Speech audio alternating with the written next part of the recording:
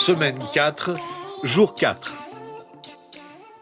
Bonjour et bienvenue à Dieu au quotidien, notre série d'études méditatives sur l'Évangile selon Jean. Aujourd'hui, nous examinerons ensemble les versets 31 à 42 du 4e chapitre. Nous arrivons à la fin de la rencontre entre Jésus et la femme samaritaine au bord du puits de Jacob en Samarie.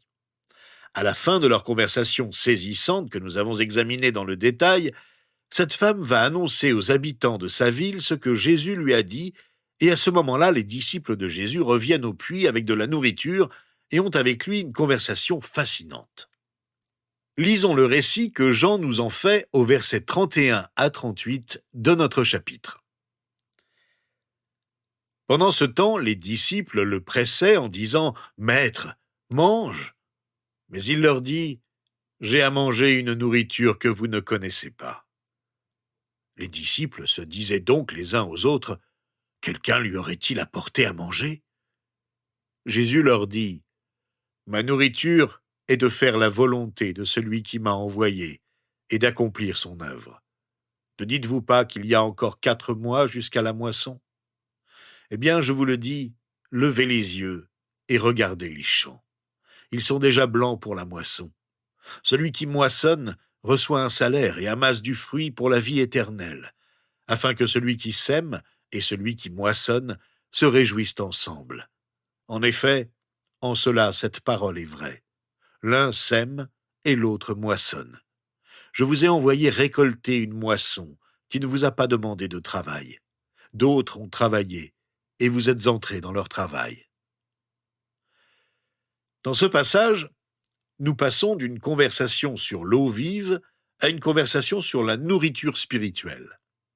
Vous vous souvenez qu'au début de ce récit, les disciples étaient allés acheter de la nourriture dans la ville.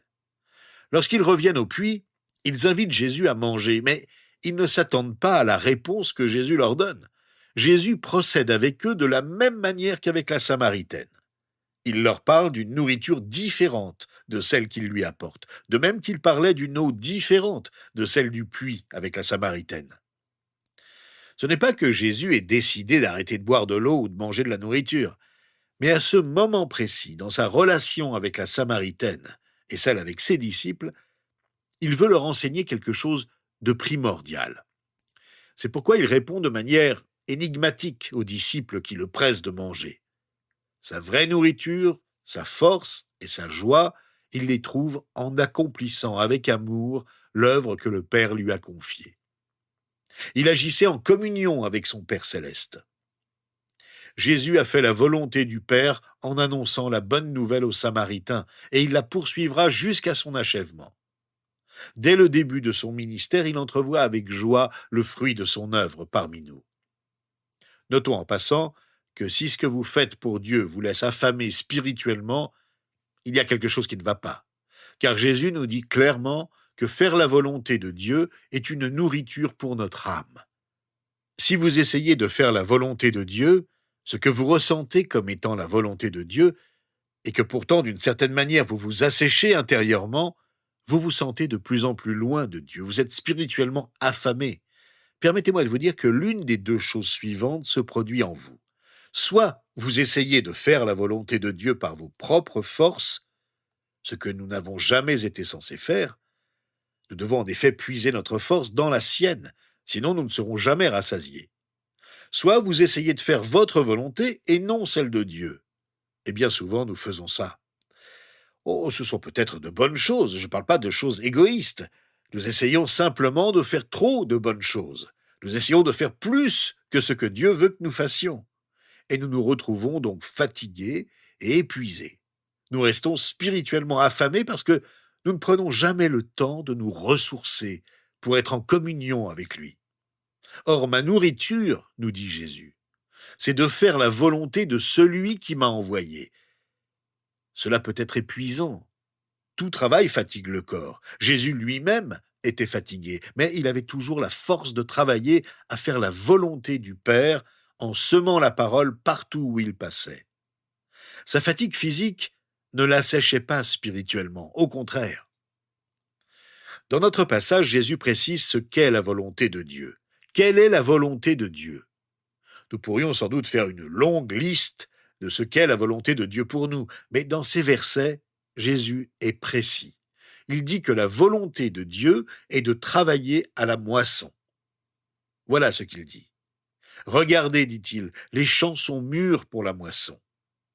En prenant cette image de la nature, Jésus contemple déjà le résultat de son travail.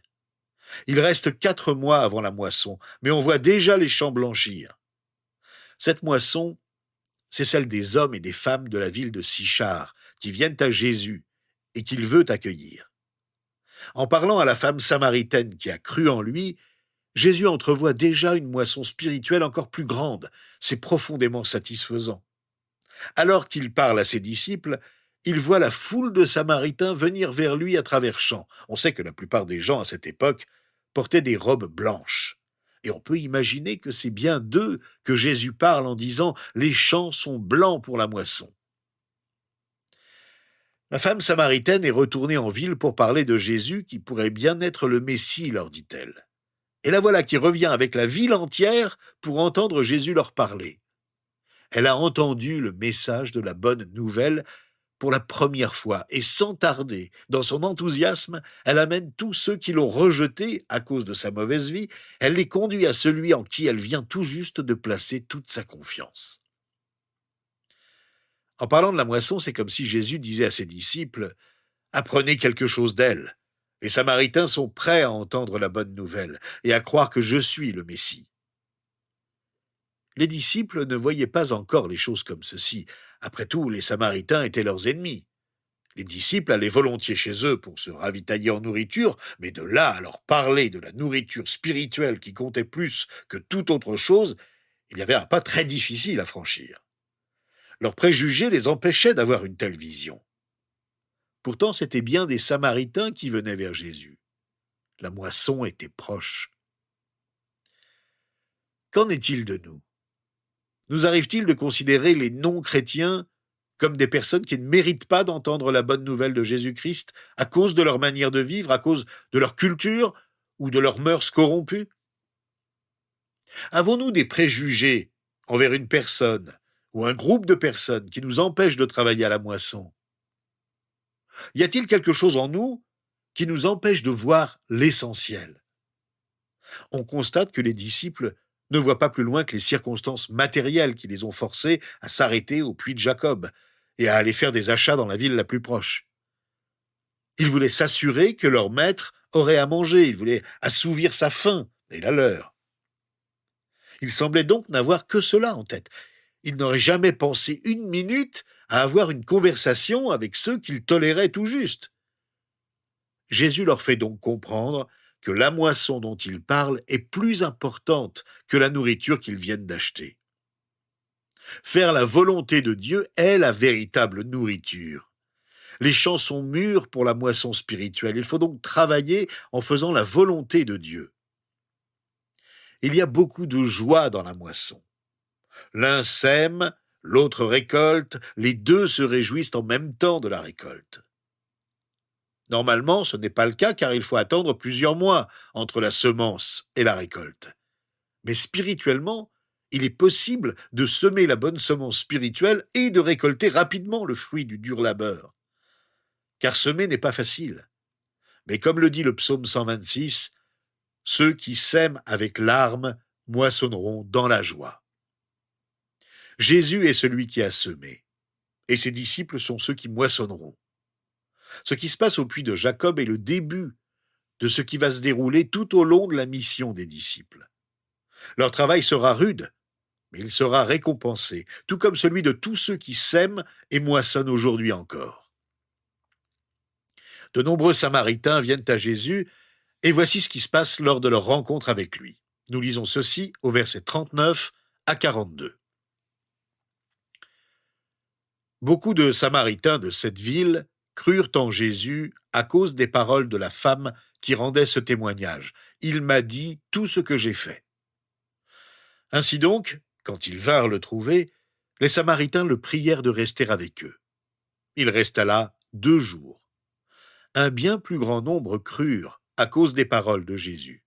Et il disait à la femme, « Ce n'est plus seulement à cause de ce que tu as dit que nous croyons, car nous l'avons entendu nous-mêmes et nous savons qu'il est vraiment le Messie, le Sauveur du monde.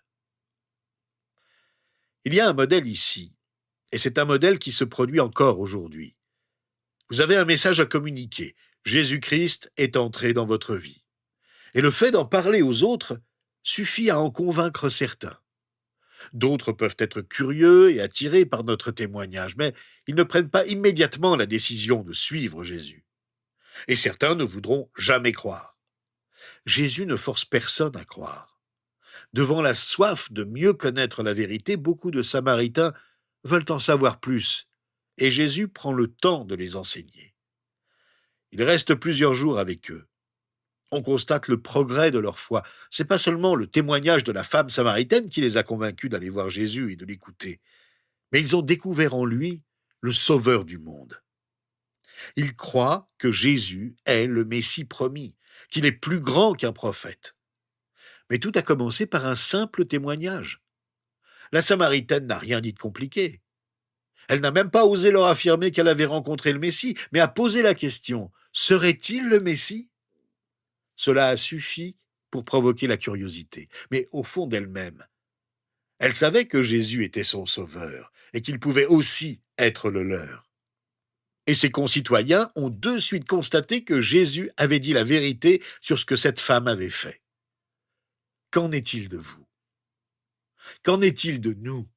Quel est votre témoignage ? Qu'a fait Jésus-Christ dans votre vie ?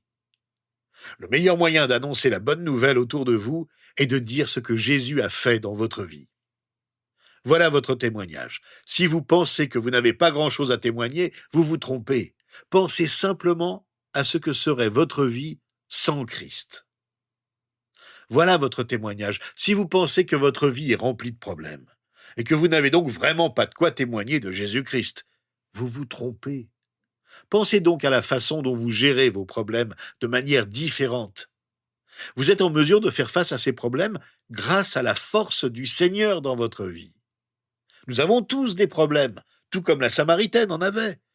Et le témoignage de cette femme si simple doit nous rappeler que tant que nous sommes honnêtes sur ce que Dieu a fait dans notre vie, Dieu utilisera notre témoignage pour permettre à d'autres de découvrir la bonne nouvelle. Tout le monde n'acceptera pas votre témoignage. Certains le rejetteront et se moqueront même de vous. Mais certains croiront et confesseront avec vous que Jésus est le Sauveur du monde. Et cela doit vous remplir de joie et de détermination. Dans notre récit, nous sommes passés de la conversation sur l'endroit où il faut adorer Dieu à la conviction que Jésus est le Sauveur des Juifs comme des Samaritains, et de leur aveu même à la conviction qu'il veut sauver le monde entier. La Samaritaine ne savait pas grand-chose quand elle s'est adressée à ses concitoyens. Elle ne leur a pas dit grand-chose. Elle n'aurait certainement pas pu répondre aux nombreuses questions qu'ils se posaient sur Jésus, mais elle a su les diriger vers lui, qui savait tout. Et cela suffisait. Elle leur a donné l'envie d'entendre Jésus. Alors que nous terminons notre étude en priant, remercions Dieu ensemble pour lui dire notre joie de l'avoir rencontré sans jamais l'avoir vu de nos propres yeux. Remercions-le pour notre témoignage, pour ce qu'il a fait dans notre vie. Merci Seigneur d'avoir changé ma vie. Merci parce que tu as abreuvé ma soif de te connaître. Je confesse ne pas savoir beaucoup sur toi, mais je t'invite à venir dans ma vie par ton esprit, qu'il me dirige et que je puisse puiser en toi l'eau vive dont j'ai tant besoin pour affermir ma foi. Remplis-moi du zèle de la Samaritaine, qui n'a pas eu honte de reconnaître le mal qu'elle avait pu commettre et de confesser aux autres que tu es le Messie, le Sauveur du monde. Continue de me transformer, je veux apprendre de toi. Aide-moi à avoir le courage de parler de toi, même si je rencontre toujours des difficultés dans ma vie quotidienne. Je sais que je suis loin d'être parfait, mais je sais aussi que tu es entré dans ma vie, que tu sais ce que j'ai fait. Enlève-moi toute gêne, et surtout que je n'ai jamais honte de toi. Je ne veux pas qu'un jour tu aies honte de moi. C'est en ton saint nom, Jésus-Christ, que je te prie aujourd'hui. Amen. Eh bien, rejoignez-nous demain. Nous allons examiner ensemble une histoire différente, celle de la guérison du fils d'un noble que nous découvrirons au verset 43 à 54 du chapitre 4 de l'Évangile selon Jean.